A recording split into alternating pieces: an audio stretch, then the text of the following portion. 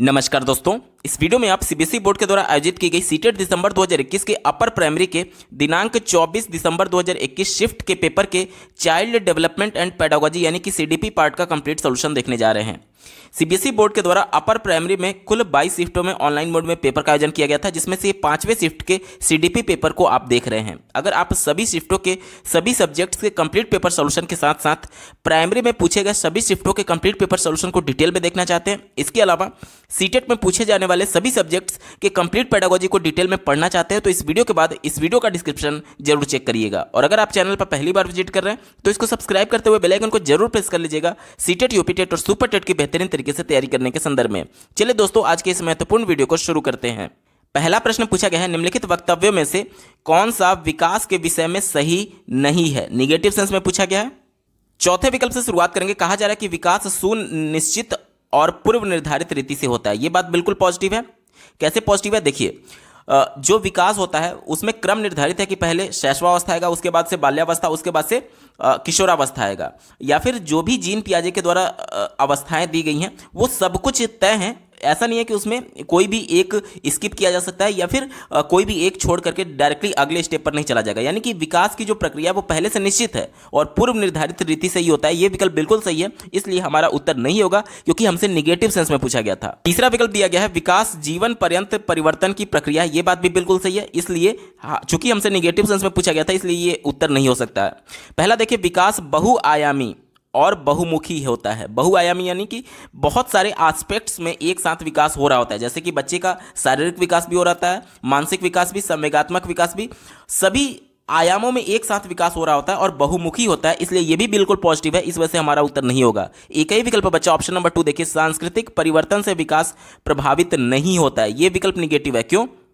क्योंकि मान लीजिए उत्तर प्रदेश में एक कोई बालक था जो कि 2 साल तक उत्तर प्रदेश में रहा, अब अचानक वो साउथ के किसी स्टेट में चला गया, तमिलनाडु में चला गया मान लीजिए, तो वहां पर क्या होगा कि वहां की सांस्कृतिक पृष्ठभूमि जो है वो उत्तर प्रदेश से अलग है, वहां की संस्कृति अलग है। इस वजह से जो बच्चे का विकास होगा अब उसके सांस्कृतिक परिवर्तन के वजह से पूरी तरीके से प्रभावित होगा। और यह विकल्प कह रहा है कि प्रभावित नहीं होता है। क्यों? क्योंकि बच्चे का जो वातावरण है वो पूरी तरीके से उसको प्रभावित करेगा। अब वहां का जो संस्कृति था वो बदल चुका है, जाहिर सी बात है उत्तर प्रदेश से, तो निश्चित तौर पर वातावरण बदल गया और वातावरण बच्चे के विकास को प्रभावित करता है। इस वजह से यह प्रभावित करेगा और विकल्प कह रहा था कि नहीं करेगा, इसलिए निगेटिव है। और चूंकि निगेटिव सेंस में पूछा गया था, ऑप्शन नंबर 2 बिल्कुल सही जवाब हो जाएगा। अगला प्रश्न पूछा गया था, बच्चों में संज्ञानात्मक विकास किसका परिणाम है? देखिए, मैं बार बार कह रहा हूं आपको, जहां पर भी केवल वर्ड दिख जाए आपको तुरंत उसको कट कर देना, आगे आपको सोचना ही नहीं है। देखिए, यहां पर केवल मिल गया, यहां पर केवल मिल गया, यहां पर केवल मिल गया, तो 3 विकल्प तो ऐसे ही कट गए। एक ही विकल्प बचा, यही आपका उत्तर होगा।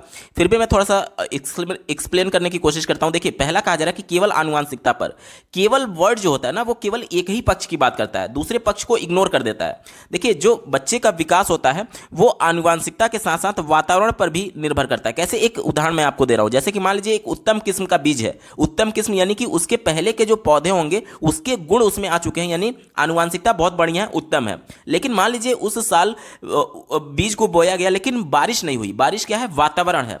बारिश ना होने की वजह से कितना भी अच्छा बीज क्यों ना हो, जब उसको नेचुरल एनवायरनमेंट एप्रोप्रिएट नहीं मिलेगा, बारिश नहीं होगी, तो वो अच्छा बीज अच्छा पेड़ में नहीं बदलेगा। यानी कि बीज का पेड़ में बदलने के लिए एनवायरनमेंट के तहत बारिश होना आवश्यक था। और अगर मान लीजिए कि बारिश बहुत अच्छा हुई लेकिन उत्तम किस्म का बीज नहीं था तो भी फसल अच्छा नहीं होगा। यानी कि दोनों इंपॉर्टेंट है, बीज भी चाहिए और पानी भी चाहिए। यानी कि बीज क्या है? आनुवंशिकता है और पानी क्या है? वातावरण है। यानी कि दोनों की पारस्परिक क्रिया के द्वारा ही बच्चे के संज्ञानात्मक विकास तय होते हैं। विकल्प नंबर 3 बिल्कुल एप्रोप्रिएट है और यही इसका बिल्कुल सटीक जवाब होगा।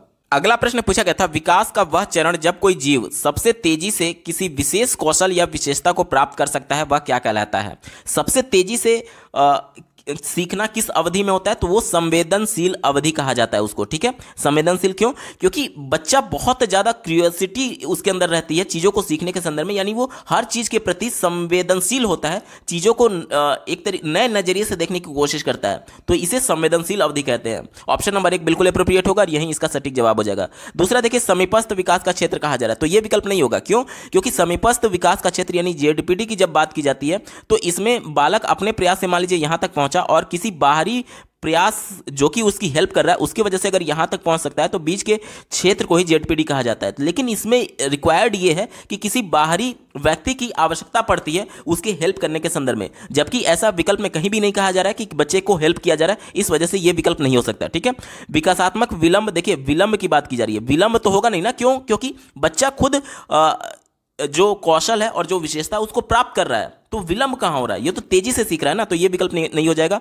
चौथा देखिए संज्ञानात्मक स्थिरता, बच्चा तेजी से सीख रहा है, विशेषताओं को प्राप्त कर रहा है, तो स्थिर कहां है? संज्ञानात्मक तौर पर वो तेजी से सीख रहा है तो स्थिर नहीं है, इस वजह से ये भी नहीं होगा। एक ही विकल्प बचा ऑप्शन नंबर 1 संवेदनशील अवधि, इसका बिल्कुल सटीक जवाब है। अगला प्रश्न पूछा गया था, बच्चों का एक समूह अपने खेल को एक नृत्य रियलिटी शो पर आधारित करता है। एक जज को नकल करते हुए जफर मेज पर चढ़ता है और टिप्पणी करते हुए ताली बजाता है। इस उदाहरण में समाजीकरण की कौन सी संस्था निर्देशित है? ध्यान से समझिएगा, बच्चा टीवी में रियलिटी शो को देख करके और उसी प्रकार से परफॉर्म कर रहा है, कोई जज बना हुआ है, कोई प्रतिभागी बना हुआ है और प्रतिभागी के परफॉर्मेंस को देख करके ताली बजा रहा है, तो ये समाजीकरण का कौन सा संस्था है, ये हमसे पूछा जा रहा है। तो ये मीडिया है, क्योंकि टीवी जो है वो मीडिया के अंतर्गत आता है। टीवी में बच्चे ने रियलिटी शो देखा हुआ है। ठीक है, तो ऑप्शन नंबर 1 टीवी, इसका मीडिया, इसका बिल्कुल सटीक जवाब होगा।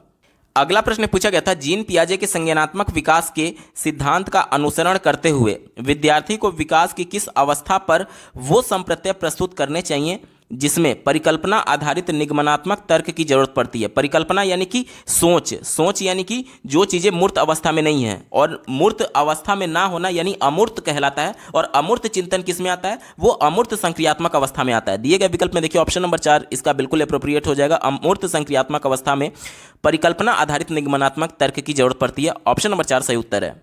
अगला प्रश्न पूछा गया है, सामूहिक एकालाप की अवधारणा किसके द्वारा दी गई? सामूहिक एकालाप को ध्यान से समझिएगा। जीन पियाजे ने जो प्रयोग किया था उसमें क्या किया उन्होंने कि कई बच्चों को एक कमरे में बंद कर दिया और वो देख रहे थे कि आखिर बच्चे एक दूसरे से कैसे इंटरेक्ट करते हैं। वो ये देख करके आश्चर्यचकित रह गए कि कमरे में बहुत सारे बच्चे होने के बावजूद भी कोई भी बच्चा एक दूसरे से बात नहीं कर रहा था, यानी कि वो समूह में रहते हुए भी अपने आप से बिजी था, अपने आप में बिजी था, अपने आप में ही लीन था। इसे ही उन्होंने सामूहिक एकालाप का नाम दिया था। और ये किसका शब्द है, ये किसका अवधारणा है? ये जीन पियाजे का अवधारणा है। दिए गए विकल्प में देखिए ऑप्शन नंबर 1 जीन पियाजे, इसका बिल्कुल एप्रोप्रिएट जवाब होगा। अगला प्रश्न पूछा गया था, एक वाइगोत्स्कियन कक्ष में सहपाठियों का एक समूह किसी सामान्य लक्ष्य पर पहुंचने के लिए कार्य कर रहा है। इस स्थिति में वो किसमें व्यस्त है? ध्यान से समझिएगा। वाइगोत्स्कियन कक्षा कहने का मतलब कि वाइगोत्स्की के सिद्धांत के अनुसार आपको उत्तर देना है। ठीक है, यहां पर बच्चे जो है वो ग्रुप में काम कर रहे हैं और किसी लक्ष्य पर पहुंचने के लिए काम कर रहे हैं। तो पहला विकल्प देखिए, कहा जा रहा है कि पारस्परिक अध्यापन। पारस्परिक का मतलब क्या हुआ कि पहले एक बच्चा दूसरे बच्चे को पढ़ा रहा है और दूसरा बच्चा फिर पहले बच्चे को पढ़ा रहा है, इसी को पारस्परिक कहते हैं। तो इस प्रकार का कोई भी टीचिंग नहीं किया जा रहा है कि ग्रुप में एक बच्चा पहले दूसरे को पढ़ा रहा है फिर दूसरा पहले को पढ़ा रहा है, इस प्रकार का कोई भी काम नहीं है, इसलिए ये वाला हमारा उत्तर नहीं होगा, निगेटिव हो गया। चौथा विकल्प दिया गया है अंतर्वाक। अंतर्वाक का मतलब क्या होता है कि इनर स्पीच की बात की जाती है, यानी बच्चा जब खुद से बातें करता है, निजी बात जो होती है, निजी वाक जो होता है, उसके संबंध में कहा गया है। तो बच्चे ग्रुप में काम कर रहे हैं तो उसमें कहीं ना कहीं इंटरेक्शन कर रहे होंगे एक दूसरे से, तो बच्चा खुद से बातें नहीं कर रहा है बल्कि ग्रुप में बातें कर रहा होगा, इस वजह से ये विकल्प निगेटिव हो गया, हमारा उत्तर नहीं होगा। तीसरा देखिए पाड़ कहा जा रहा है, यानी कि स्कैफोल्डिंग। स्कैफोल्डिंग में क्या होता है कि बच्चे को शुरुआती मदद दी जाती है, बच्चे को शुरुआती मदद दी जाती है संकेत और इशारे के माध्यम से। तो इस प्रकार का कोई भी शुरुआती मदद नहीं देने की बात की गई है, इस वजह से यह भी हमारा उत्तर नहीं होगा। एक ही विकल्प बच्चा ऑप्शन नंबर 2 देखिए सहयोगिक अधिगम। सहयोगिक अधिगम मतलब कि बच्चा ग्रुप में काम करते हुए एक दूसरे का सहयोग करते हुए सीख रहे हैं। यही माफ कीजिएगा लेव वाइगोत्स्की का महत्वपूर्ण टर्म था सहयोगिक अधिगम, यानी बच्चा ग्रुप में जब काम करता है तो ग्रुप में सभी का सहयोग करते हुए अपने ज्ञान की रचना कर रहा होता है, यानी अधिगम कर रहा होता है। ऑप्शन नंबर 2 बिल्कुल एप्रोप्रिएट है और यही इसका सटीक जवाब होगा। अगला प्रश्न पूछा गया है, लेव वाइगोत्स्की मानता था कि, चौथे विकल्प से शुरुआत करेंगे। कहा जा रहा है कि अध्यापिका द्वारा बच्चों को उपयुक्त भौतिक पुरस्कार प्रदान करके कार्य पर काम करने के लिए प्रोत्साहित करना चाहिए। यह विकल्प नेगेटिव है, क्यों? क्योंकि जीन पियाजे और लेव वाइगोत्स्की संरचनावाद के सबसे बड़े समर्थक थे। उनका यह मानना था कि बच्चे खुद से नई चीजों को सीखने के लिए तत्पर रहते हैं और इसके लिए वह खुद से करके सीखते हैं। इसके लिए कोई सी बाहरी भौतिक पुरस्कार की आवश्यकता नहीं है, क्योंकि भौतिक पुरस्कार एक्सटर्नल मोटिवेशन का काम करेगा, जो कि बच्चे को थोड़े समय के लिए प्रेरित करता है। लेकिन यहां पर बच्चे खुद से इंटरेस्ट ले रहे हैं, खुद से चीजों को, नए चीजों को सीखने के लिए तत्पर रहते हैं। इस वजह से उसे इंटरनल मोटिवेशन की जरूरत है, और भौतिक पुरस्कार जो है वो इंटरनल मोटिवेशन नहीं बल्कि एक्सटर्नल मोटिवेशन का काम करेगा। इसलिए यह विकल्प निगेटिव है, हमारा उत्तर नहीं होगा। तीसरा विकल्प देखिए, बच्चों को बिना किसी वयस्क के पारस्परिक समस्याओं पर अपने काम को करने देना चाहिए। तो यह भी विकल्प निगेटिव है, क्योंकि उन्होंने जो लेव वाइगोत्स्की थे उन्होंने एक महत्वपूर्ण टर्म दिया था MKO, यानी कि मोर नॉलेजेबल अदर, यानी कि हमसे जो भी थोड़ा सा भी ज्यादा जानता है वो हमारे संज्ञानात्मक ज्ञान में बढ़ोतरी कर सकता है। तो बच्चे को किसी दूसरे वयस्क से पारस्परिक कहने का मतलब कि उसका सहयोग लेते हुए, यानी उससे इंटरेक्शन करते हुए, उस सेंस में कहा गया है। तो ये तो लेव वाइगोत्स्की का महत्वपूर्ण टर्म था। सामाजिक रूप से, सांस्कृतिक रूप से उन्होंने अंतःक्रिया को ही जोड़ दिया था कि बच्चे एक दूसरे का पारस्परिक सहयोग लेकर के, यानी इंटरेक्शन करके ही चीजों को सीखते हैं, और यह विकल्प उसका उल्टा कह रहा है। इसलिए निगेटिव है, हमारा उत्तर नहीं होगा। पहला देखिए, बच्चों को कार्य करने समय कोई मदद नहीं देनी चाहिए, चाहे उनके लिए यह कार्य बिल्कुल नया ही क्यों ना हो। तो यह विकल्प निगेटिव है, क्योंकि जो नया कार्य होता है, जैसे बच्चा पहली बार जब साइकिल चलाना सीख रहा होता है तो उसके पिता के द्वारा या फिर उसके दोस्त के द्वारा पीछे से साइकिल को सपोर्ट के लिए पकड़ा जाता है। तो शुरुआती मदद को हम लोग पाड़ बोलते हैं, जो कि लेव वाइगोत्स्की का महत्वपूर्ण टर्म है। तो यहां पर यह कहा जा रहा है कि बच्चों को कार्य करते समय कोई भी मदद नहीं देनी चाहिए। तो यह तो बिल्कुल निगेटिव है, क्योंकि एक तो इसके फोल्डिंग की उन्होंने बात की थी, जो कि शुरुआती मदद दी जाती है, और दूसरा संकेत और इशारे के मदद से बच्चे को मदद करने की बात की गई थी, जिसे हम लोग ZPD बोलते हैं। यानी बच्चा अपने प्रयास से मान लीजिए यहां तक पहुंच सकता है, और अगर उसका लक्ष्य यहां है और थोड़ा सा उसको पुश किया जाए, थोड़ा सा उसको हेल्प किया जाए बाहर से, तो वह अपने लक्ष्य तक जहां से पहुंच सकता था और जहां तक दूसरे की मदद से पहुंचाया जा सकता है, उसके बीच के क्षेत्र को ही ZPD बोला जाता है। यानी यहां पर भी मदद की बात आती है, यानी कि लेव वाइगोत्स्की जो थे वो बीच में भी इशारे और संकेतों के माध्यम से मदद करने की बात करते हैं, और शुरुआती काम में भी मदद करने की बात करते हैं, और यह विकल्प उसके अगेंस्ट में था। इस वजह से हमारा उत्तर नहीं होगा। एक ही विकल्प बचा, ऑप्शन नंबर 2 देखिए, समस्या समाधान के दौरान बच्चों को संकेत देकर उत्तर की तरफ पहुंचाने वाले सवाल पूछकर पाड़ प्रदान की जानी चाहिए। यह विकल्प बिल्कुल एप्रोप्रिएट है, और यही बिल्कुल सटीक जवाब होगा। अगला प्रश्न पूछा गया था कैरोल गिलिगन के संदर्भ में, हमसे यह प्रश्न पूछा जा रहा है। तो देखिए, कैरोल गिलिगन इस वजह से जाने जाते हैं क्योंकि उन्होंने जो कोहलबर्ग का नैतिक विकास का सिद्धांत दिया गया था उसका उन्होंने आलोचना किया था। उन्होंने ये कहा था कि जो कोहलबर्ग थे वो केवल पुरुषों पर अपने प्रयोग को किए थे, महिलाओं पर नहीं किए थे। तो ये सार्वभौमिक सत्य नहीं माना जा सकता कि महिलाएं किस प्रकार से उनमें नैतिकता का विकास होता है, क्योंकि उन्होंने केवल पुरुषों पर प्रयोग किया था, केवल पुरुषों पर ही इस प्रकार का प्रयोग किया था, महिलाओं पर नहीं किया था। इसलिए इसी बात को लेकर के उनकी आलोचना कैरोल गिलिगन के द्वारा की गई थी। तो चलिए विकल्पों में बात करते हैं। पहला ही विकल्प इसका सही है। देखिए, कैरोल गिलिगन का तर्क है कि कोहलबर्ग के नैतिकता सिद्धांत में नारीवाद नैतिकता जो देखभाल के आचार पर बल देती है, जिसकी अवहेलना की गई है। यही विकल्प बिल्कुल एप्रोप्रिएट है कैरोल गिलिगन के अनुसार, क्योंकि उन्होंने नारी के संदर्भ में यानी महिलाओं के संदर्भ में नैतिकता किस प्रकार से विकसित होती है अपने प्रयोग में इसका जिक्र नहीं किया है कोहलबर्ग ने, और इसी के लिए उनका कैरोल गिलिगन के द्वारा आलोचना किया गया था। विकल्प नंबर 1 बिल्कुल एप्रोप्रिएट है, और यही इसका सटीक जवाब होगा। अगला प्रश्न पूछा गया था, बाल केंद्रित शिक्षा के समर्थकों का मानना है कि, बाल केंद्रित शिक्षा के संबंध में प्रश्न पूछा जा रहा है। बाल केंद्रित शिक्षा में बालक जो है वो केंद्र में होता है और उसके अनुभव को तवज्जो देने की बात की जाती है, उसके प्रत्येक बच्चे के अनुभव के सम्मान देने की बात की जाती है। इसी को ध्यान में रखकर के उत्तर ढूंढेंगे। चौथे विकल्प से शुरुआत करते हैं। कहा जा रहा है कि बालकों से स्वयं तर्क चिंतन की अपेक्षा नहीं की जा सकती। तो यह विकल्प निगेटिव है, क्योंकि जब बालक केंद्र में है तो अपने ज्ञान की रचना करने के लिए वो खुद से क्रिटिकल थिंकिंग करेगा, खुद से चिंतन करेगा, खुद से तर्क करेगा, और यह विकल्प कह रहा है कि उससे अपेक्षा ही नहीं की जा सकती, यानी उसे उम्मीद ही नहीं लगाई जा सकती। तो यह विकल्प निगेटिव हो गया। तीसरा देखिए, बालकों के कक्षा से बाहर के अनुभव अधिगम में असंगत है। एनसीएफ 2005 यह कहता है कि विद्यालय को बच्चे के बाहरी जीवन से जोड़ने के संदर्भ में, और यह विकल्प कह रहा है कि बाहर के अनुभव अधिगम में असंगत है, यानी उसका कोई भी रोल नहीं है, वो मदद नहीं करेगा। तो यह विकल्प निगेटिव है एनसीएफ 2005 के अनुसार, इस वजह से हमारा उत्तर नहीं होगा। दूसरा देखिए, कक्षा में अध्यापक के निर्देशन का आधिपत्य होना चाहिए। निर्देशन यानी कि इंस्ट्रक्शन, यानी जो टीचर के द्वारा बातें कही जा रही है, जो इंस्ट्रक्शन दिया जा रहा है बच्चों को, केवल वही डोमिनेंट होना चाहिए बच्चे पर, यानी कि उसका एक छत्र राज होना चाहिए। इससे क्या होगा कि जो शिक्षक है वो डोमिनेंट हो जाएगा बच्चों पर और बच्चों के अनुभव को महत्व नहीं देगा। बच्चों के अनुभव को महत्व देना बाल केंद्रित शिक्षा कहा जाता है, और यहां पर बच्चों के अनुभव को महत्व नहीं देने की बात की जा रही है, इस वजह से निगेटिव हो गया, हमारा उत्तर नहीं होगा। एक ही विकल्प बचा, ऑप्शन नंबर 1 देखिए, व्यक्तिगत अनुभव। व्यक्तिगत अनुभव यानी कि बच्चे के अनुभव की बात की जा रही है, पर्सनल एक्सपीरियंस की बात की जा रही है। अधिगम प्रक्रिया में केंद्रीय भूमिका निभाते हैं, यही विकल्प बिल्कुल एप्रोप्रिएट है और यही बिल्कुल सटीक जवाब हो जाएगा। अगला प्रश्न पूछा गया है, निम्न में से कौन सी बुद्धि गार्डनर के बहुबुद्धि सिद्धांत से सम्मिलित नहीं है, यानी कि कौन सा ऐसा बुद्धि का प्रकार है जो कि गार्डनर ने नहीं दिया था, ये हमसे पूछा जा रहा है। ठीक है, चलिए इसी को ध्यान में रखकर के उत्तर ढूंढेंगे। पहला दिया गया है स्थानीय बुद्धि, ये उनके द्वारा बताया गया था, तो ये हमारा उत्तर नहीं होगा। दूसरा शारीरिक गति संवेदी बुद्धि, ये भी बताया गया था, तो ये भी उत्तर नहीं होगा। प्राकृतिक बुद्धि भी बताया गया था, तो ये भी उत्तर नहीं होगा। लेकिन सृजनात्मक बुद्धि के संदर्भ में उन्होंने नहीं बताया था, तो ऑप्शन नंबर 4 इसका बिल्कुल सटीक जवाब हो जाएगा। बहुबुद्धि सिद्धांत सम्मिलित नहीं है सृजनात्मक बुद्धि। ठीक है, ऑप्शन नंबर 4 सही उत्तर है। अगला प्रश्न पूछा गया है, माध्यमिक विद्यालयों में लिंग भेद को दूर करने हेतु निम्न में से कौन सा कदम मददगार होगा। लिंग भेद को दूर करना है तो ऐसी गतिविधि, ऐसे कार्य बच्चों को कराना चाहिए जो कि लड़के और लड़कियां मिल करके काम करें, जिससे लिंग भेद को थोड़ा सा कम किया जा सकता है। और कुछ गैर परंपरागत उदाहरण बच्चों को दिया जाना चाहिए, जैसे कि हमारे समाज में ये व्याप्त है कि महिला तो घर का काम करेंगे और पुरुष है तो बाहर का काम करेंगे, आजीविका जुटाने का काम करेंगे। तो कुछ ऐसे समाज से उदाहरण बच्चों को प्रस्तुत किए जाने चाहिए जो कि उनके इस अवधारणा को चुनौती दे। ठीक है, इसी को ध्यान में रखकर के उत्तर ढूंढेंगे। पहला दिया गया, जेंडर आधारित आसान व्यवस्था को बढ़ावा देना। यहां पर जेंडर आधारित कहा गया है, यानी कि लड़के लड़कियों में भेदभाव करने की बात की जा रही है, इस वजह से यह विकल्प निगेटिव हो गया, हमारा उत्तर नहीं होगा। क्योंकि जिसको दूर करना है, लिंग भेद को दूर करना है और उसी को आधार बनाया जा रहा है, इस वजह से निगेटिव हो गया, हमारा उत्तर नहीं होगा। दूसरा देखिए, जेंडर अनुवृत्ति भूमिकाओं पर बल देना, तो यहां पर भी एक तरीके से जेंडर रूढ़िवादिता की ही बात की जा रही है, इस वजह से यह भी निगेटिव हो गया, हमारा उत्तर नहीं होगा। चौथा देखिए, जेंडर प्रारूपों का प्रतिरूपण करना, यह भी जेंडर को रूढ़िवादिता को और ज्यादा बढ़ावा देगा, इस वजह से यह भी हमारा निगेटिव हो गया। एक ही विकल्प बचा, ऑप्शन नंबर 3 देखिए, जेंडर रूढ़िवादों में लचीलेपन को बढ़ावा देना। लचीलापन मतलब कि जो जेंडर के प्रति रूढ़िवादी विचार है कि महिला जो है वो घर का ही काम करेंगे और पुरुष जो है वो बाहर का काम करेंगे, तो इस विचार को लचीलापन लाने के लिए यह जरूरी है कि कुछ ऐसे समाज से उदाहरण बच्चों को प्रस्तुत किए जाए कि महिलाएं भी बाहर का काम कर सकती हैं, आजीविका जुटाने का काम कर सकते हैं और पुरुष भी घर का काम कर सकते हैं।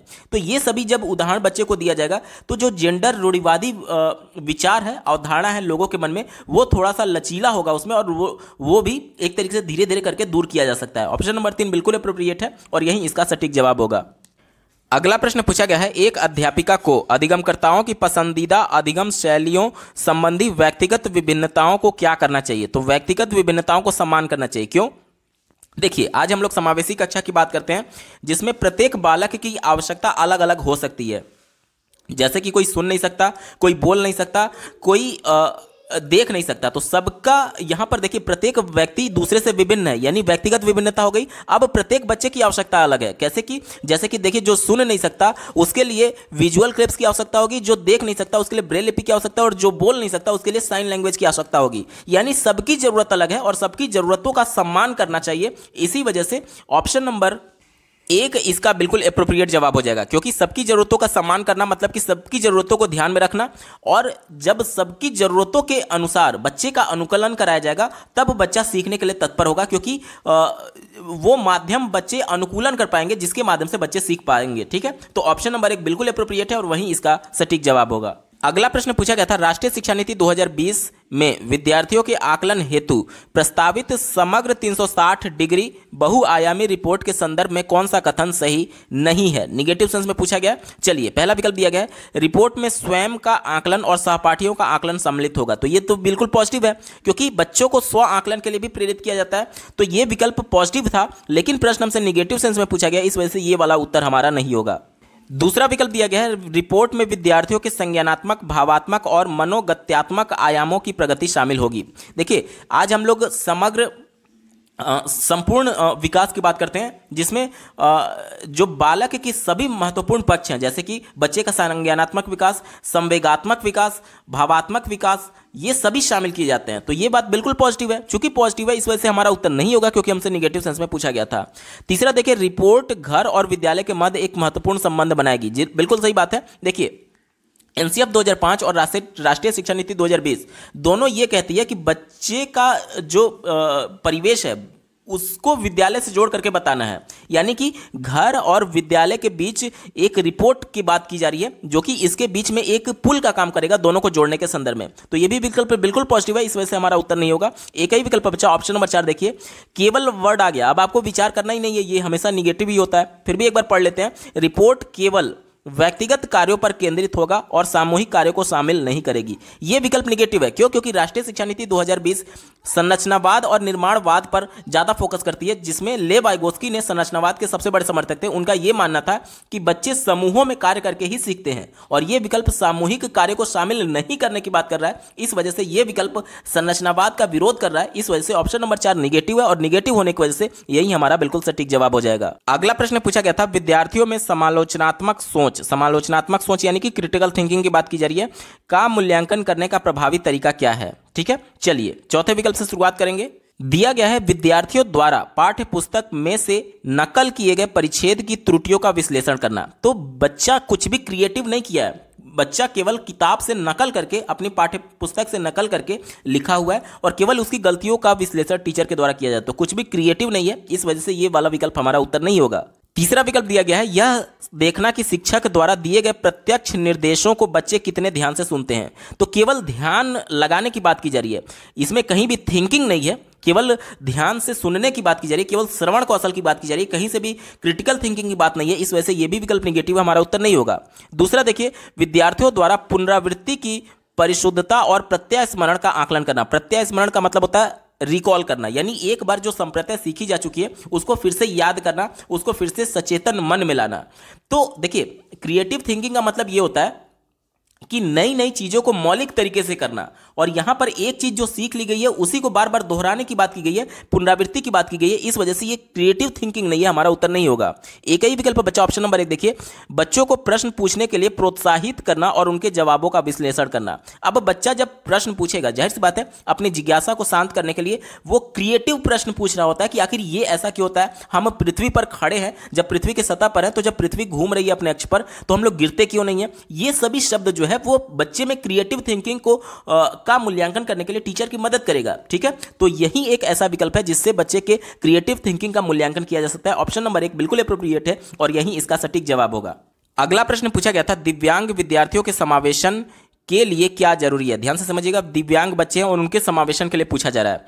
तो पहला विकल्प दिया गया है अगम्य मूलभूत संरचनाएं। अगम्य का मतलब होता है इनएक्सेसिबल, जिसे बच्चे एक्सेस नहीं कर पा रहे हैं। जैसे कि मान लीजिए कोई दिव्यांग बच्चा है जो चल नहीं सकता है, व्हील चेयर पर वो चल रहा है, व्हील चेयर पर मूव करते हुए वो आगे बढ़ रहा है। तो अगर सीढ़ी केवल स्कूल में रहे और वो स्लोप वाली सीढ़ी ना रहे, तो स्लोप वाली सीढ़ी पर तो वो बच्चा अपने व्हील चेयर की मदद से चढ़ सकता है, लेकिन अगर केवल सीढ़ी रहे, इस प्रकार से स्टेप्स वाले जो स्टेयर्स होते हैं, तो इस पर बच्चा अपने व्हील चेयर की मदद से नहीं चढ़ सकता। यानी कि जो इंफ्रास्ट्रक्चर होना चाहिए वो एक्सेसिबल होना चाहिए। और पहला विकल्प कह रहा है कि इनएक्सेसिबल, यानी कि बच्चों के लिए अगम्य है, जिसको बच्चे उपयोग करके विद्यालय तक नहीं पहुंच पा रहे हैं। तो कहीं ना कहीं ये बच्चे को एक तरीके से विरोध करेगा समावेशन में, क्योंकि बच्चा जब विद्यालय में जा ही नहीं पा रहा है तो वो एक ही कक्षा में सभी सामान्य बच्चों के साथ कैसे पढ़ पाएगा। इस वजह से ये विकल्प निगेटिव है, हमारा उत्तर नहीं होगा।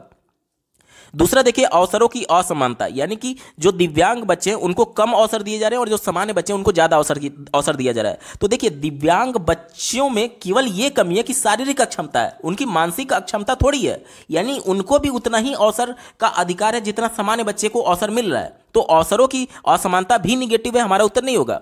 तीसरा देखिए, सहभागिता में अवरोध, यानी कि एक तरीके से ये सभी बच्चे जो है वो सहभागिता नहीं ले पा रहे हैं, किसी भी गतिविधि में पार्टिसिपेट नहीं कर पा रहे हैं, उसमें अवरोध हो रहा है। तो निश्चित तौर पर उनके समावेशन में ये दिक्कत आएगी। क्यों दिक्कत आएगी? क्योंकि जब तक बच्चा उस परिवेश में ढलता नहीं है, तब तक वो अपने आप को कंफर्टेबल फील नहीं करेगा, तब तक वो उस कार्य में रुचि नहीं ले रहा होगा, और जब तक रुचि नहीं लेगा तब तक इंटरनल मोटिवेशन नहीं होगा, और जब इंटरनल मोटिवेशन नहीं होगा तो बच्चा पढ़ने के लिए प्रेरित नहीं होगा। यानी कि जब तक उसका सहभागिता नहीं होगा गतिविधियों में विद्यालय में, तब तक उसका सफल समावेशन नहीं किया जा सकता। ये भी निगेटिव हो गया। चौथा देखिए, गैर भेदभाव, ये सबसे ज्यादा इंपॉर्टेंट है। गैर भेदभाव, भेदभाव का मतलब क्या हो गया? कि सामान्य बच्चों से और उसमें भेदभाव किया जा रहा है, और गैर भेदभाव का मतलब कि कोई भी भेदभाव नहीं किया जा रहा है, बिल्कुल समान माना जा रहा है। तो यही समावेशी कक्षा का कॉन्सेप्ट होता है कि चाहे बालक में किसी भी प्रकार की शारीरिक अक्षमता हो, किसी भी प्रकार का अधिगम अक्षमता हो, सबको एक साथ लेकर के चलने की बात होती है, सब बिना भेदभाव किए। और यही विकल्प कह रहा है बिना भेदभाव किए सबको एक साथ लेकर के चलने की। ऑप्शन नंबर 4 बिल्कुल एप्रोप्रिएट है और यही इसका सटीक जवाब होगा। अगला प्रश्न पूछा गया था, पठन में कठिनाइयां जैसे कि अक्षरों का दर्पण, छवि भ्रम और उत्क्रमण निम्न में से किसके अभिलक्षण हैं? ध्यान से समझिएगा। दर्पण इमेज की बात की जा रही है, यानी कि जो एक तरीके से शीशे में देखने के बाद से जो उल्टा दर्पण बनता है उसमें बच्चा कंफ्यूज हो जा रहा है, ठीक है। तो ये उत्क्रमण और दर्पण छवि में उसको बच्चे को भ्रम हो रहा है, तो ये किसके लक्षण है? तो ये सभी पठन वैफल्य यानी कि वाचन वैफल्य भी इसको कहा जाता है, जिसे अंग्रेजी में डिसलेक्सिया बोला जाता है। देखिए हिंदी वाले में बहुत बार कंफ्यूजन होता है, तो आप एक बार कंफर्म हो लीजिएगा इंग्लिश वाले से। देखिए मैं आपको दिखा देता हूं। देखिए तीसरे वाले ऑप्शन में इंग्लिश में डिसलेक्सिया दिया गया, तो डिसलेक्सिया इसका बिल्कुल सटीक जवाब हो जाएगा। देखिए यहां पर बात की गई है कंफ्यूजन हो रहा है बच्चे को, और रिवर्सल्स ऑफ लेटर्स, यानी कि जो अल्फाबेट हैं, जो लेटर हैं, जो अक्षर हैं, उसके रिवर्स करने में कंफ्यूजन हो रहा है और इमेज एक तरीके से कॉन्फ्लिक्ट हो रहा है। तो ये सब किसके लक्षण है? डिसलेक्सिया के लक्षण है। ऑप्शन नंबर 3 यहां पर बिल्कुल सटीक जवाब होगा। अगला प्रश्न पूछा गया है, गतिशीलता दिव्यांगता निम्नलिखित में से किस क्षेत्र में चुनौती पैदा करती है? गतिशीलता दिव्यांगता मतलब कि बच्चा मूव नहीं कर पा रहा है। हो सकता है बच्चा पैर से अगर दिव्यांग है तो एक जगह से दूसरी जगह नहीं जा सकता, यानी गतिशीलता दिव्यांगता है, बच्चा एक जगह से दूसरी जगह मूव नहीं कर पाएगा। इसी को ध्यान में रखकर के उत्तर ढूंढेंगे कि कौन सा क्षेत्र उसके लिए चुनौती होगा। पहला दिया गया समस्या समाधान कौशल सीखना और उनका प्रयोग करना। तो ये प्रॉब्लम सॉल्विंग जो एबिलिटी है, इसमें कोई भी मूवमेंट करने की बात नहीं है, बच्चे को केवल क्रिएटिव थिंकिंग करनी है। तो बच्चा केवल गतिशीलता में दिव्यांगता है, वो उसका मानसिक स्थिति ठीक है तो वो चिंतन कर सकता है, यानी कि समस्या समाधान कौशल सीखना और उसका प्रयोग करना ये बच्चे के लिए चुनौती नहीं है, तो ये हमारा उत्तर नहीं होगा। दूसरा देखिए मौखिक संप्रेषण समझना, यानी कि बच्चा कोई दूसरा बच्चा इंटरेक्ट कर रहा है या फिर टीचर इंटरेक्ट कर रहा है तो उस कम्युनिकेशन की बातों को समझने के संदर्भ में कहा जा रहा है। तो इसमें भी कहीं से भी मूवमेंट नहीं है, बच्चा शांतिपूर्वक बैठ करके चीजों को समझ सकता है जो मौखिक संप्रेषण हो रहा है। तो ये भी विकल्प एक तरीके से चुनौती नहीं देगा, इस वजह से ये भी हमारा उत्तर नहीं होगा। चौथा देखिए एकाग्रता आधारित खेलों में भाग लेना। एकाग्रता मतलब कि जिसमें ध्यान लगाने की बात की जा रही है, एकाग्रचित्त होने की बात की जा रही है, तो इसमें भी बच्चा को कोई भी चुनौती नहीं होगी क्योंकि बच्चा मूवमेंट करने की आवश्यकता नहीं है। इस वजह से ये भी हमारा उत्तर नहीं होगा क्योंकि इसमें कोई चुनौती नहीं थी। एक ही विकल्प बचा ऑप्शन नंबर 3 देखिए वस्तुओं के स्थानांतरण संबंधी विशिष्ट क्रियाकलापों का कार्यान्वयन करना। स्थानांतरण करना यानी कि एक जगह से दूसरे जगह तक वस्तु को लेकर के जाना है, मूवमेंट करना है। और चूंकि बच्चा मूवमेंट नहीं कर सकता, क्यों? क्योंकि गतिशीलता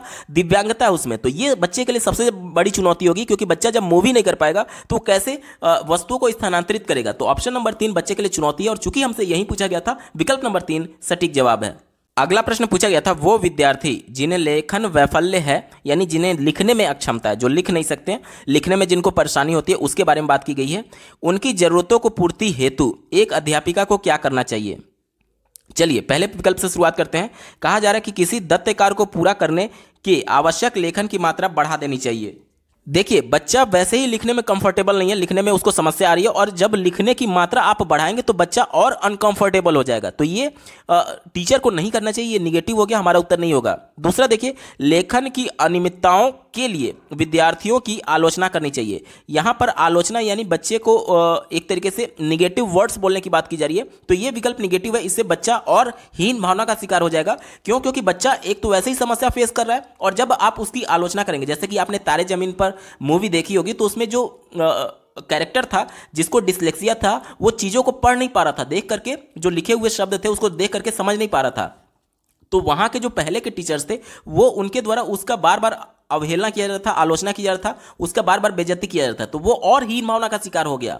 उसके बाद से जब मेन कैरेक्टर जो मेन हीरो था उसकी जब एंट्री होती है तो वो इन सभी चीजों को समझता है और वो बालक को समझने की कोशिश करता है। तो यहां पर बालक की आलोचना करने की आवश्यकता नहीं है, बल्कि उसकी प्रॉब्लम को समझ करके उसके प्रॉब्लम को टैकल करने की आवश्यकता है। और यहां पर आलोचना यानी कि उसका बुरा भला करने की बात की जा रही थी, इस वजह से यह विकल्प निगेटिव हो गया, हमारा उत्तर नहीं होगा। इसके बाद से देखिए तीसरा दिया गया है विद्यार्थियों को सीमित समय में लेखन कार्य पूरा करने के लिए कहना। तो ये भी विकल्प निगेटिव है। क्यों? क्योंकि सीमित समय दिया गया, टाइम बाउंड कर दिया गया कि आपको इतने ही कम समय में करना है। अब बच्चा जब समस्या फेस कर रहा है तो उसके लिए तो टाइम लिमिट और बढ़ानी चाहिए ना, बच्चे को सहज महसूस कराने के लिए। क्योंकि बच्चा जब नहीं लिख पा रहा है तो जाहिर सी बात है वो ज़्यादा समय लेगा, और आप पहले से ही टाइम बाउंड कर दे रहे हैं कि नहीं आपको इतने ही कम समय में लिखना है, तो ये तो निगेटिव हो गया ना। इस वजह से हमारा उत्तर नहीं होगा।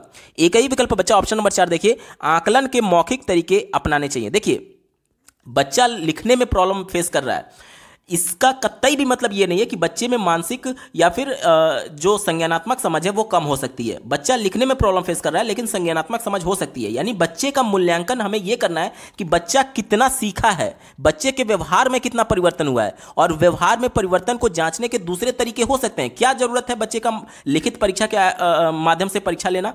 बच्चे का मौखिक तरीके से भी आकलन किया जा सकता है कि क्या बच्चा कितना सीखा है, कितने स्तर तक पहुंच चुका है। तो ये बच्चे के लिए कंफर्टेबल होगा। अगर बच्चा लिखने में कंफर्टेबल नहीं है तो उसका मौखिक तरीके से आप आकलन कर लीजिए कि बच्चा की कॉन्सेप्ट को कितना सीखा है अथवा नहीं सीखा है। तो ये बच्चे के लिए थोड़ा सा अप्रोप्रिएट होगा और यही अध्यापिका को करना चाहिए। विकल्प नंबर 4 बिल्कुल अप्रोप्रिएट है, यही इसका सटीक जवाब होगा।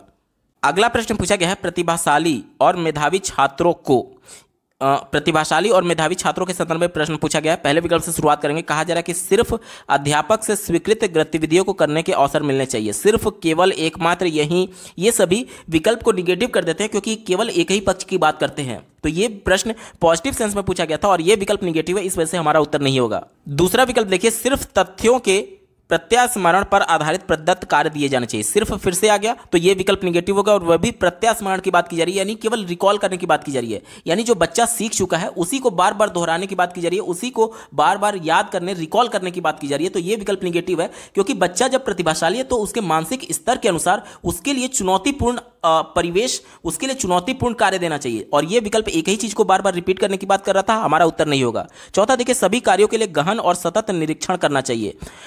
देखिए सतत निरीक्षण जो है वो अपने आप में थोड़ा सा निगेटिव होता है। क्यों? क्योंकि आज हम लोग बाल केंद्रित शिक्षा की बात करते हैं, जिसमें बालक केंद्र में उसको स्वतंत्र रूप से आप छोड़ दीजिए कि आप करके सीखिए, और यहां पर जब आप सतत निरीक्षण करें कि बिल्कुल आप उस पर नजर गड़ाए हुए हैं, तो ये थोड़ा सा बच्चे को कंट्रोल करने के मामले में आ जाता है। इस वजह से ये विकल्प निगेटिव हो गया, हमारा उत्तर नहीं होगा।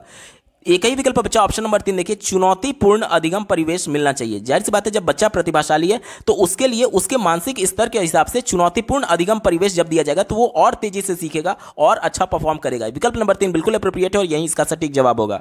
अगला प्रश्न पूछा गया था, विद्यार्थियों में संप्रत्यात्मक अधिगम हेतु एक अध्यापक को निम्न में से किसके प्रयोग टालना चाहिए? प्रश्न पॉजिटिव सेंस में है, इसी को ध्यान में रख करके उत्तर ढूंढेंगे क्योंकि निगेटिव वाला जो होगा उसी को टालने की आवश्यकता होगी।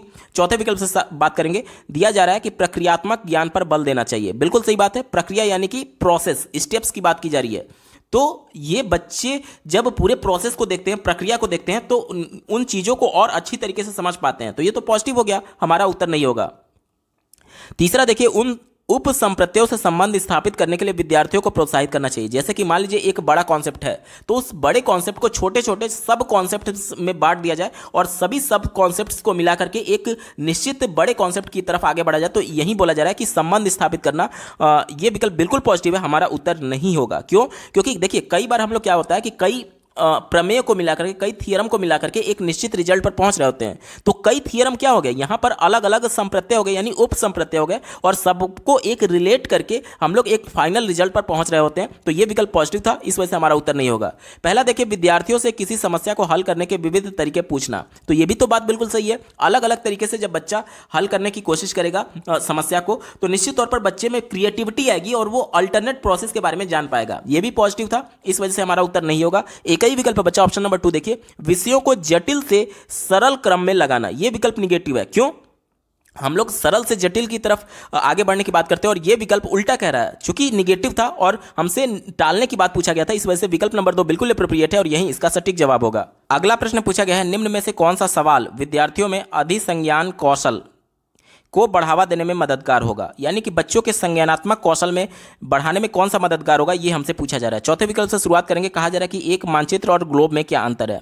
तो मानचित्र और ग्लोब में बच्चा समझ सकता है कि ग्लोब जो होता है वो एक तरीके से गोला फॉर्म में उसी का रिप्रेजेंटेशन है, और मानचित्र क्या है, उसी को एक फ्लैट पेपर पर उसको रिप्रेजेंट करने का एक तरीके से प्रकार है।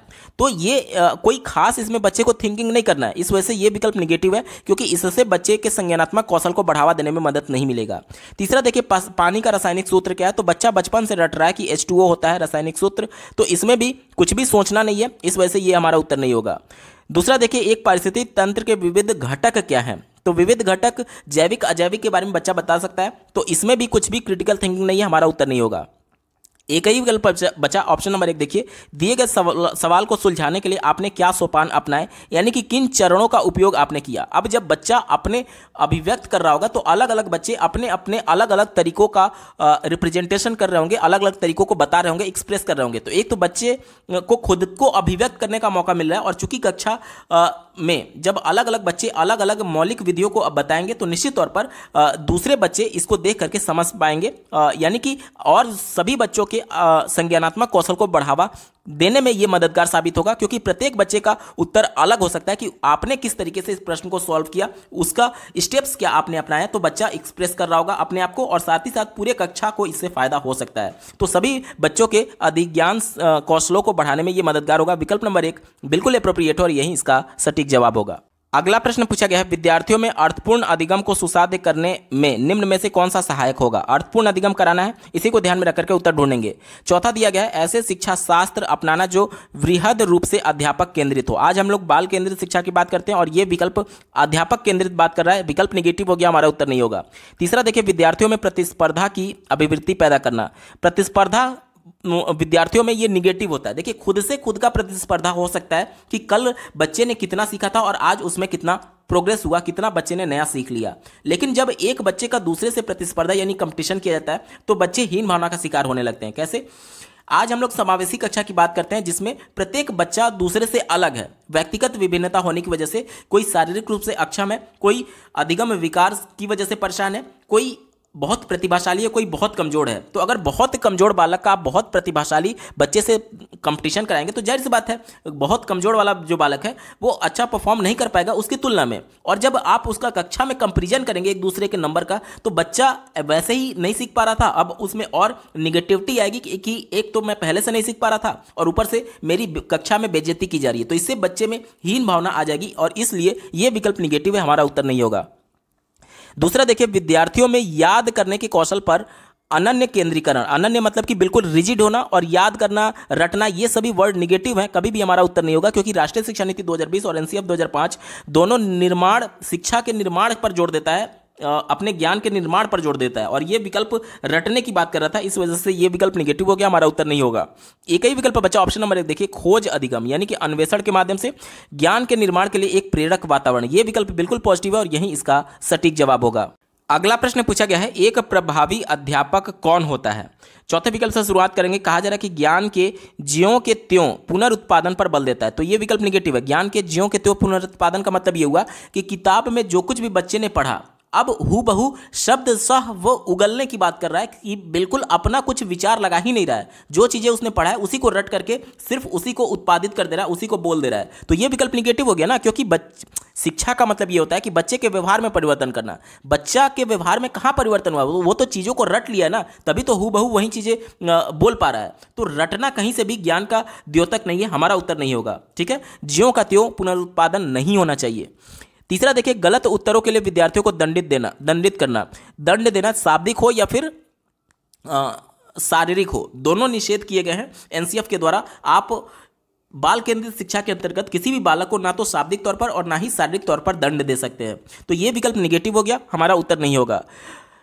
और पहला विकल्प देखिए, अभिवेदित अनुदेशन और मानकीकृत आकलन पर बल देना। मानकीकृत आकलन हमेशा से निगेटिव होता है। क्यों? क्योंकि आज हम लोग समावेशी कक्षा की बात करते हैं, जिसमें शारीरिक अक्षमता से जूझ रहा बालक भी है, अधिगम विकार से जूझ रहा बालक भी है, और बहुत प्रतिभाशाली बालक भी है, और बहुत कमजोर बालक भी है। तो कैसे ये पॉसिबल है कि सबका एक ही मानकीकृत यानी स्टैंडर्ड तरीके से आकलन किया जाए, असेसमेंट किया जाए? जो बच्चा सुन नहीं सकता उसका मौखिक तरीके से कैसे आकलन किया जा सकता है, और जो बच्चा देख नहीं सकता उसका लिखित परीक्षा के आधार पर कैसे आकलन किया जा सकता है? तो ये विकल्प निगेटिव है, क्योंकि सबकी जरूरतों के अनुसार आकलन होना चाहिए, मानकीकृत नहीं होना चाहिए। निगेटिव होने की वजह से ये हमारा उत्तर नहीं होगा।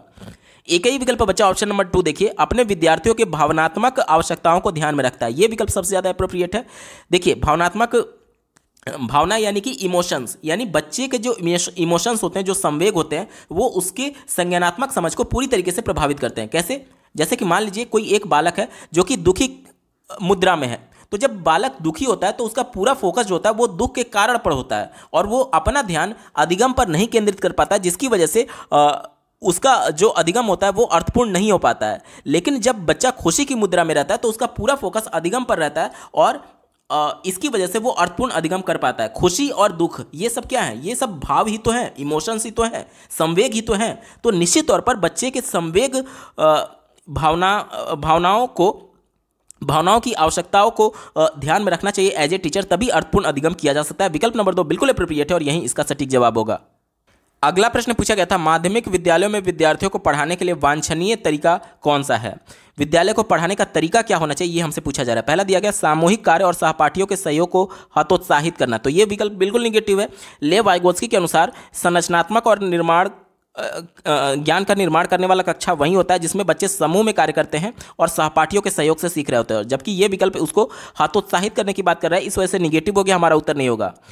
तीसरा देखिए, तीसरा कहा जा रहा है कि किसी भी समस्या के समाधान के लिए चरण दर चरण निर्देश देना, यानी कि स्टेप बाय स्टेप बताने की बात की जा रही है। तो इसमें बच्चा अपना कहाँ कुछ क्रिटिकल थिंकिंग कर रहा है, बच्चे को खुद से अपने ज्ञान का निर्माण करने के लिए मौका दीजिए। बाल केंद्रित शिक्षा में यही होता है कि बच्चे के अनुभव को महत्व दिया जाता है, यहाँ पर हर स्टेप्स पर इंस्ट्रक्शन देने की आवश्यकता नहीं है एज ए टीचर आपको, इस वजह से यह विकल्प निगेटिव हो गया, हमारा उत्तर नहीं होगा। दूसरा देखिए, किसी भी समस्या के समाधान के लिए किसी एक ही विधि को प्रोत्साहित करना। देखिए मैं बार बार कह रहा हूँ, ही, एकमात्र, यही, सिर्फ, केवल, जितने भी वर्ड होते हैं वो विकल्प को निगेटिव कर देते हैं। क्योंकि केवल ये एक पक्ष की बात करता है, दूसरे पक्ष को इग्नोर कर देता है। एक प्रॉब्लम को सॉल्व करने के कई तरीके हो सकते हैं, अल्टरनेट प्रोसेस हो सकते हैं, तो कई तरीकों को छोड़ करके केवल एक विधि को ही अपनाने की बात कर रहा है, इस वजह से ये संकुचित हो गया, निगेटिव हो गया, क्योंकि इससे बच्चा क्रिएटिव नहीं बनेगा।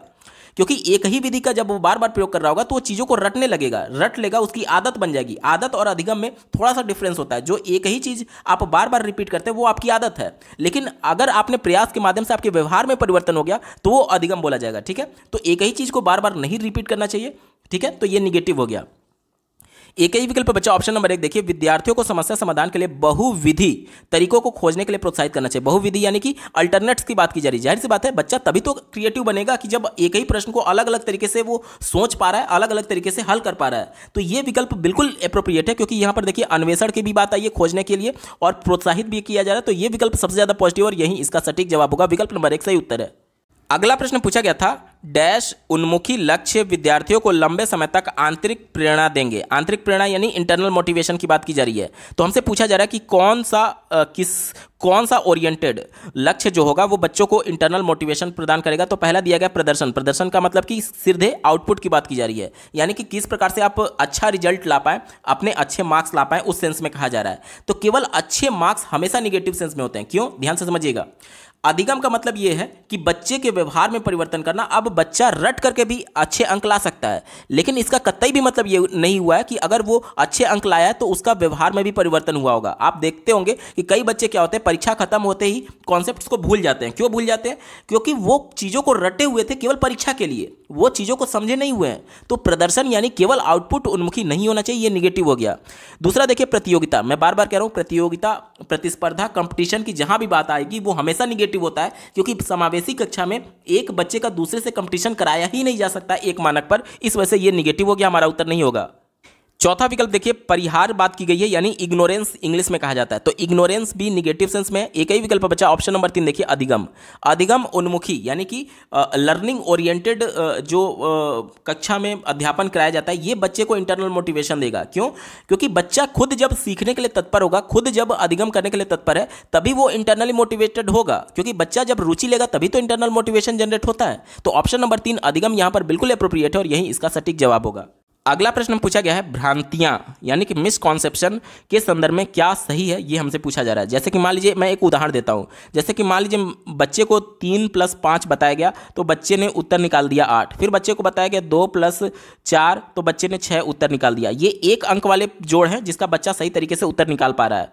लेकिन मान लीजिए क्या हो जब बच्चे को 29 में 34 जोड़ने के लिए बोला जाए, तो बच्चा इसको कैसे जोड़ेगा? क्योंकि अभी बच्चा 2 अंक वाले और हासिल वाले प्रश्नों को जोड़ना नहीं सीखा है, तो वो कैसे जोड़ेगा? 9 4 13 यहां लिख देगा देगा और 2 और 3 जोड़ करके 5 यहाँ लिख देगा। तो क्या ये मिसकॉन्सेप्शन नहीं हुआ? क्योंकि ये देखिए, ये जो 13 संख्या है इसमें केवल इकाई वाला अंक यहाँ पर लिखना था और ये दहाई वाला जो अंक है ये यहाँ पर आकर के जुड़ता और तब फाइनल रिजल्ट क्या बनता? 3 और ये 6 हो जाता, 63 आता। लेकिन बच्चे ने 513 कर दिया, तो इसे ही मिसकॉन्सेप्शन बोलेंगे। यानी कि जो चीज़ बच्चे ने भी सीखा नहीं है उसको लेकर के अगर उसके आगे का बच्चे को प्रोसेस बताया जाता है या फिर जो कुछ बच्चा सीख भी लिया है उसमें अगर बच्चे को कुछ कन्फ्यूजन हो गया और उसके वजह से वो गलत धारणा अपने मन में बना लिया, इसी को मिसकॉन्सेप्शन या फिर भ्रांति बोला जाता है। ठीक है, चलिए इसी को ध्यान में रख करके उत्तर ढूंढेंगे।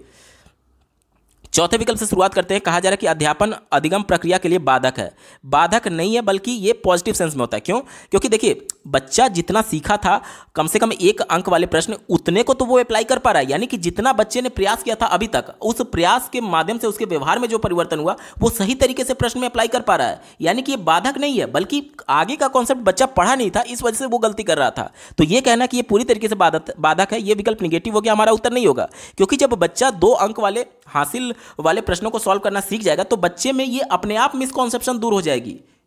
तो ये कहना कि ये बाधक है, ये निगेटिव हो गया, हमारा उत्तर नहीं होगा। तीसरा देखिए, पूरी तरीके से अतार्किक है और निराधार है। क्या मैंने जो आपको प्रश्न बताया वो अतार्किक था? बच्चा विभिन्न प्रकार के तर्कों के माध्यम से सही उत्तर निकाला था, लेकिन चूंकि अभी उसने उस स्टेप तक पहुंचा ही नहीं है हासिल वाले प्रश्न, इस वजह से जितना उसका तार्किक स्तर था, अपने तार्किक स्तर से उसने बच्चा सही उत्तर निकाला था। तो ये कहना कि बच्चा अतार्किक है, ये निगेटिव हो गया, हमारा उत्तर नहीं होगा। पहला देखिए, विद्यार्थियों में पैदा होना असामान्य है, तो ये भी विकल्प निगेटिव है, क्योंकि मिसकॉन्सेप्शन तो होगा ही होगा। क्योंकि बच्चे जब कॉन्सेप्ट सीखेंगे तो हो सकता है कुछ उस कॉन्सेप्ट को लेकर के उसके मन में कुछ नया प्रश्न उत्पन्न हो, नया प्रश्न जन्म ले रहा हो, और उस प्रश्न को लेकर के वो अगर उसको सही जवाब नहीं मिला तो मिसकॉन्सेप्शन बना ही लेगा। ये तो सामान्य प्रोसेस है ना, और ये विकल्प असामान्य बोल रहा था, इस वजह से हमारा उत्तर नहीं होगा। एक ही विकल्प बच्चा, ऑप्शन नंबर 2 देखिए, अधिगम प्रक्रिया का प्राकृतिक अंग है, यानी नेचुरल एक उसका पार्ट होता है, ये बोला जा रहा है। ये विकल्प सबसे ज्यादा अप्रोप्रिएट है और यही इसका सटीक जवाब होगा। विकल्प नंबर 2 सही उत्तर है। अगला प्रश्न पूछा गया था, यहां पर देखिए एक स्टेटमेंट दिया गया और दूसरा उसका रीजन दिया गया, और दोनों को पढ़ करके सही विकल्प का चयन करना है। पहले स्टेटमेंट पढ़ लेते हैं। कहा जा रहा है कि विद्यार्थियों को अपने आसपास होने वाली विभिन्न घटनाओं के कारणों का अंदाजा लगाने के लिए बढ़ावा देना चाहिए। ये विकल्प बिल्कुल एप्रोप्रिएट है, क्योंकि एनसीएफ 2005 बच्चों के परिवेश से जोड़ करके शिक्षा देने की बात करता है, और उनके आसपास जो भी घटनाएं घट रही हैं वो उनका परिवेश हो गया, और उसके परिवेश से जोड़ करके उस पर अंदाजा लगा करके आगे की बात को बच्चों को सिखाने की बात की जा रही है। तो ये एनसीएफ के अनुसार बिल्कुल पॉजिटिव है, सही उत्तर होगा। दूसरा देखिए, तर्क क्या कहा गया है, बच्चे अपने आसपास दिखी हर घटना का कारण खोजना चाहते हैं और उनके कारण व्याख्या उन्हें लघु सिद्धांतों के निर्माण की ओर ले जाता है। बिल्कुल सही बात है।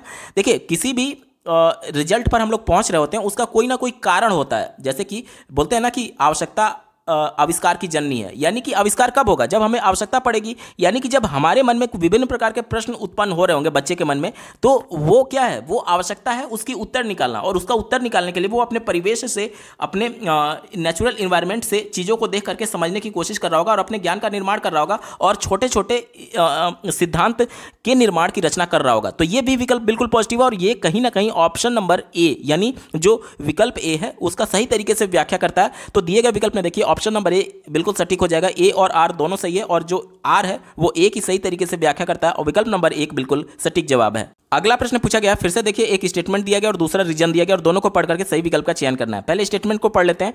कहा जा रहा है कि अध्यापिका को नए संप्रत्यय को बच्चों के पूर्व अनुभव से जोड़ने का प्रयत्न करना चाहिए। विकल्प तो बिल्कुल पॉजिटिव है, क्योंकि बच्चों के पूर्व अनुभव का सम्मान करते हुए उस पर जोड़ते हुए नई शिक्षा देने की बात करता है एनसीएफ और राष्ट्रीय शिक्षा नीति 2020 दोनों। ठीक है, आगे पढ़ लेते हैं। रीजन क्या दिया गया, अधिगम एक निरंतर प्रक्रिया जो विद्यालय के बाहर भी होते हैं। एनसीएफ 2005 विद्यालय को बच्चे के बाहरी जीवन से जोड़ने की बात करता है, तो यह भी बिल्कुल पॉजिटिव है। और विद्यालय के बाहरी जीवन क्या हो गया, बच्चे का पूर्व अनुभव हो गया, यानी ये जो दोनों सही है, और जो आर है, जो तर्क है, वो कथन का सही तरीके से व्याख्या करता है। दिए गए विकल्प में देखिए, ऑप्शन 1 में बात की गई है, ए और आर दोनों सही है, और जो आर है सही व्याख्या करता है ए की। विकल्प नंबर 1 बिल्कुल एप्रोप्रिएट होगा। अगला प्रश्न पूछा गया है, किसी दिए गए विषय पर ज्ञान और संबंधों को व्यवस्थित और प्रस्तुत करने का चित्रात्मक उपकरण क्या कहलाता है? ध्यान से समझिएगा। एक कॉन्सेप्ट बच्चा सीख लिया है कि मान लीजिए कि एक समद्विबाहु त्रिभुज है, तो उसके आमने सामने के कोण बराबर होते हैं। एक कॉन्सेप्ट बच्चा ने ये सीख लिया है कि अगर समद्विबाहु त्रिभुज है जिसकी 2 भुजाएं बराबर हैं, मान लीजिए ये त्रिभुज ए बी और सी है, तो ए बी जो है वो ए सी के बराबर है, तो इसके आमने सामने के कोण यानी कोण बी जो है वो कोण सी के बराबर होगा। ये एक कॉन्सेप्ट बच्चे ने सीख लिया है। अब इसका उपयोग आगे किसी नए कॉन्सेप्ट में अगर बच्चा करता है, जैसे कि मान लीजिए एक प्रश्न पूछा गया कि एक त्रिभुज जिसकी दो भुजाएं बराबर है यानी समद्विबाहु त्रिभुज हो गया, उसमें तीसरी कोण का माप अगर 30 अंश है तो शेष दो कोणों का माप क्या होगा, यानी कि ये और ये हमसे पूछा जा रहा है। तो इस कॉन्सेप्ट के अंतर्गत बच्चे ने सीखा था कि अगर दो भुजाएं बराबर हैं तो इसके ये वाले कोण और ये वाले कोण समान होंगे, जो समान भुजा थी उसके आमने सामने वाले कोण बराबर होंगे। यानी कि अगर मैं इसको x मान लेता हूं तो ये भी x हो जाएगा, यानी कि 2x प्लस त्रिभुज के अंतः कोणों का योग कितना होता है, 180 अंश होता है। तो ये तीसरे कोण को मैं जोड़ देता हूं तो इसका मान कितना आएगा, 180 अंश के बराबर आ जाएगा, यानी कि 2x बराबर 150 और x का मान कितना आ जाएगा, 75 आ जाएगा। तो यहां पर देखिए एक कॉन्सेप्ट जो बच्चा सीख चुका था उसका उपयोग करके वो दूसरे कॉन्सेप्ट में उपयोग करके उत्तर निकाल पा रहा है। तो इसे हम लोग क्या बोलते हैं, कॉन्सेप्ट मैपिंग बोलते हैं, यानी कि संप्रत्यय चित्रण बोलते हैं। विकल्प नंबर 3 बिल्कुल एप्रोप्रिएट है और यही इसका सटीक जवाब हो जाएगा। दोस्तों ये पेपर पूरा सॉल्व हो चुका है।